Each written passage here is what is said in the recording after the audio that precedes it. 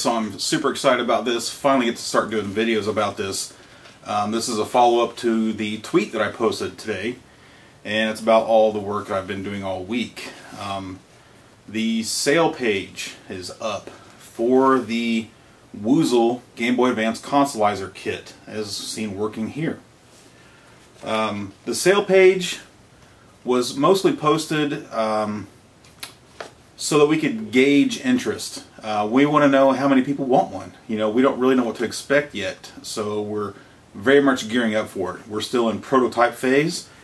This is pretty close to the end result, although, and I think we have several more prototypes being made now, and we're going to try to get those out to some of the other big YouTubers and people like that so they can start doing videos and reviews of it as well.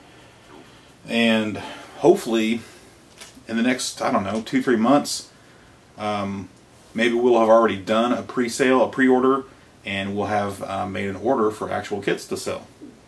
Super excited about it. So if you don't know what the Woozle project is about, it is probably the cheapest way to get HDMI out of a Game Boy Advance. There are other ways to do it if you have a Game Boy player / HDMI modded GameCube. But of course this is cheaper. This is going to be cheaper, and we don't have a price set yet either. Shooting for possibly the $150 range. The 3D printed parts are kind of expensive, and that's one of the reasons why we want to know how many people are going to be interested, because we did find a site that had a bulk discount. A lot of them don't, but this one did, but it also had a $500 minimum order. You know, and we want to be sure that they are of good quality from that place, and it's the final design before we actually start doing it.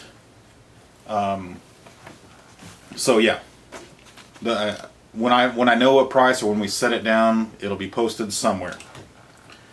Let's see. In order for us to know how many people are interested, go to the sale page on my website and sign up for the email alert for stock notification, or whatever it's called. Any news about when we start selling it, etc., will be posted in normal places. If you don't know what that is, go to my frequently asked questions page. I kind of lay it out there. It's my website main page blog area, which is just below the picture flash part, and then on Twitter, and then of course on YouTube as well. I'll be posting it. So one of the first things I want to talk about is, so far this kit is only for the 40-pin version of the Game Boy Advance. However, Woozle does believe that versions can be made pretty quickly for the other ones. There is a 32-pin Game Boy Advance. There is a 34-pin SP, the Game Boy SP, and then of course we can also put it in the GameCube Game Boy player. That will probably just be more of a wiring mess kind of a thing. I don't think we'll have like the little breakout board and wires type situation. I'm going to get to that in a minute. So yeah, those could possibly be put out pretty quickly. Let's see. The 40 pin, which is going to be available first. You're more likely to find a 40 pin if it is a Glacier Game Boy Advance. And if you scroll down about halfway through the sale page, I show a couple ways to figure that out. Woozle says he has pretty good luck with the method of looking for a leading 0 on the PCB code on the back, which there is a little window right there under the battery cover. And this one is a 037-1, and then the one that I had in the picture was like a 041-1. So that's something to look for if you're going to get the kit. At least the initial kit, which is the 40-pin version. So it is 720p. You can see here. Fully HDMI compliant. And there's also a note here about that. Some displays don't like the HDMI output. DVI transmission mode is available as a fallback option, which I'll show that in the menu. and we will ship it in DVI mode initially, which means you will not get audio to your monitor. DVI mode is mostly for like computer monitors. The kit does not have HDCP, so that's one of the reasons why DVI mode is a fallback. But actually HDCP is not necessary for full compliance with HDMI. So if you have problems, it's possibly that. One of those two reasons. Let's see. Also another big one is the second part, or the second line of the fine-tuned video output section. Game Boy Advance video is at 60 Hz vertical sync. So no stutter, no tearing. That's great. However, Woozle did tell me that he did have to overclock the Game Boy Advance by about 1% to make it run at 60 Hz to make it HDMI compliant. So audio is slightly higher pitched. He says he can't notice it. I haven't played enough of Game Boy anything to notice anything. Honestly, I'm way behind.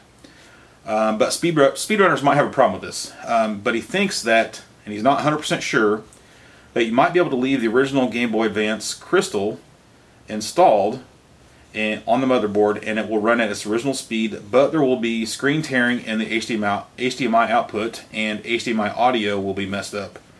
So you could run it in DVI mode if you're okay with the screen tearing, and still have it at the original clock. And of course, audio output would have to be the analog. I think there's a headphone jack down there. Yeah, you would have to capture your audio that way. Yeah, I think my cord is dirty. Let's see, but we were kind of wondering currently what the speedrunners are using. There we go. What the speedrunners currently use for Game Boy Advance. We thought maybe they were using CRT with a Game Boy player and a GameCube, and that they might actually see stuttering in that setup. So this could be a really good solution to get rid of that.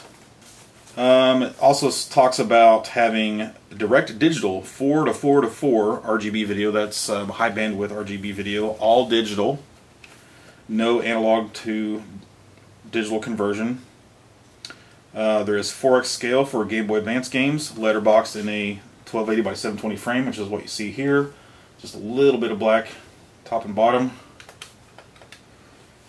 And a 5x scale for Game Boy and Game Boy Color games, which will fill the screen vertically, and then there'll be black bars on the sides, which if you hit left and right you can actually stretch it, and the black bars on the sides will be a lot smaller, which I'll show that here in a second too. The on-screen display, select left, we'll get the display, which we have adjustable strength scan lines and grid lines. There are 32 plus, which I think I counted 35, 36 if you count none, Game Boy color palettes, adjustable in-game. And then I have a link to a different page where I show 9 or 10 different palettes that Woozle captured directly to get an idea of the different palettes. I'll scroll through them here in a second. Gamma and color correction provided by the shader, which is the first option there, or second option. And then I have a link to pictures there. And I think in the main pictures I also have a side-by-side, just one half of each capture. And then you can also save your settings in the stored and flash memory, so they'll be there when you boot up next time. Controller support, we have wired SNES, and then also Woozle has tested the 8-bit DOE stuff. I want to say he tested Switch Pro and possibly the 8-bit DOE SNES controller, and he says the Wii U Pro controller will also work. I'm not real sure about that. I don't have any of those, I haven't used them. And then we talk about the 3D printed enclosure, which there are 3 pieces there.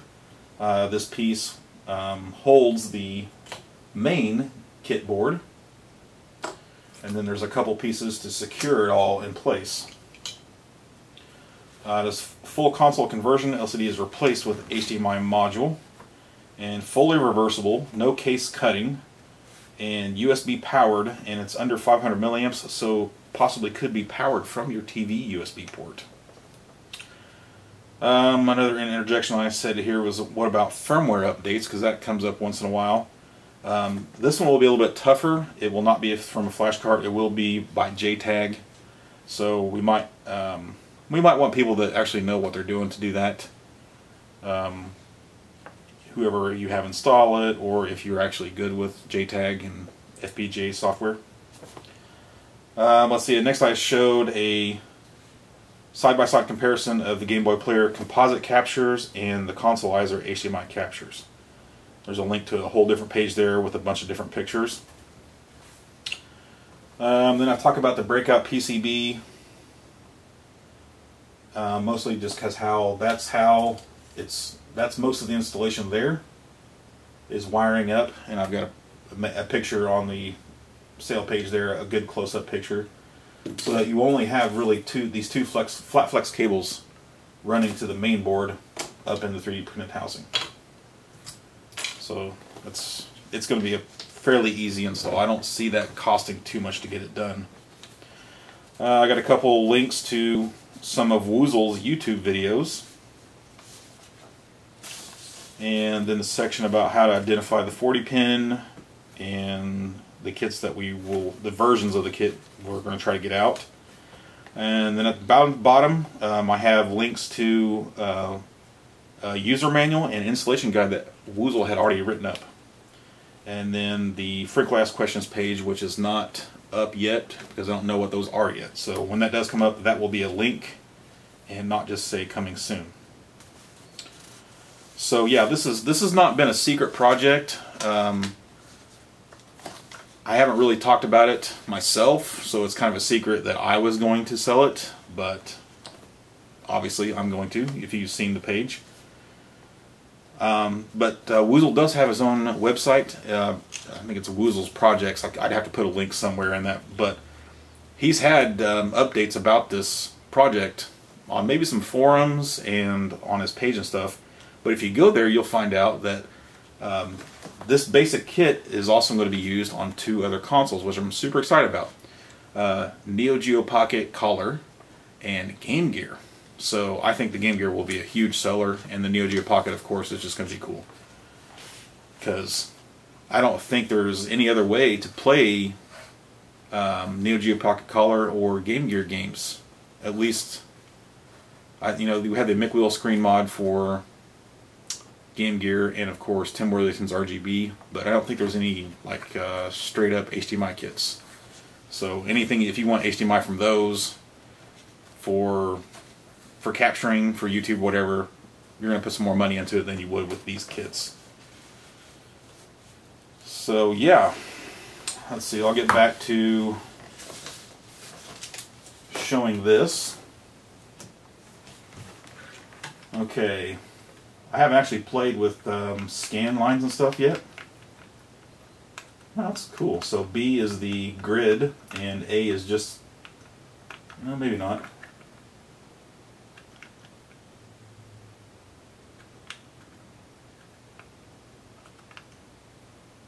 Oh, B is scan lines and A is grid, looks like. Okay. Interesting. So the shader is the gamut and color correction. There's just 4 different options and off. And this controller sucks. It's skipping ahead a lot here. I don't think palette selection does anything here on Game Boy Advance games. That's mostly for Game Boy and Game Boy Color. And then of course you can switch to Dvi Mode.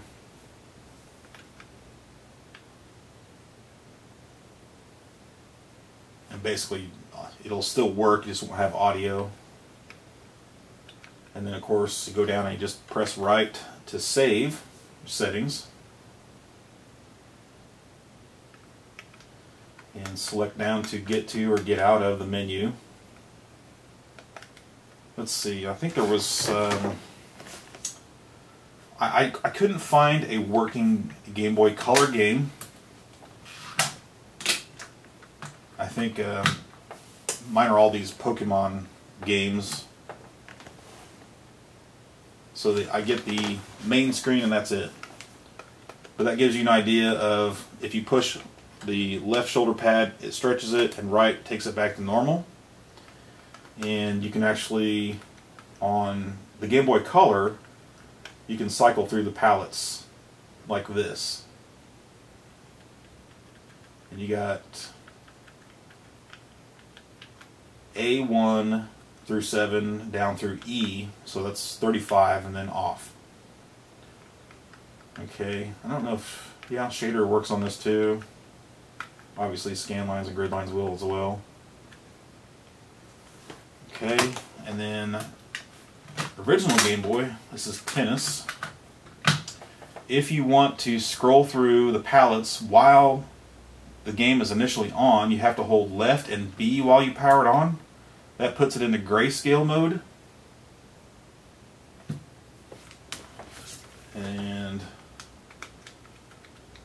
then you can actually cycle through palettes. So this will be in the user manual, I think. If you select one, like if you did not hold it to put it into grayscale, it would not cycle through, but you could still go pick one and it would be stored if you hit save. So the next time you booted it up, it would be in this new palette mode. That was something I just learned. So that's cool, that works. And man, this controller sucks. That is about it. That's all I can think of at the moment. So, hope you enjoyed the video. Please go to the website, check out the sale page. If you are interested, please sign up for the email alert notification. I will be doing a lot more videos about this. I wanted to do as many installs as I could before we started selling, but that's going to get crunched down. I'm at least going to get 1 or 2 installs in, and I'll do a video about that. I think it's going to be pretty easy, if I'm being honest. And hopefully we'll start seeing reviews of the console from other big YouTubers. I'm thinking My Life in Gaming is going to get one for sure, 1 or 2. Voltar probably will as well. I'm trying to contact other people, but I'm not big enough to get like big name people, so we'll see. But I think it's going to be so popular that eventually all of the big name people will want one, just so they can do HDMI output and capture a little bit easier and a little bit nicer than using the Game Boy player or whatever. So leave a comment, definitely like and subscribe. Thanks.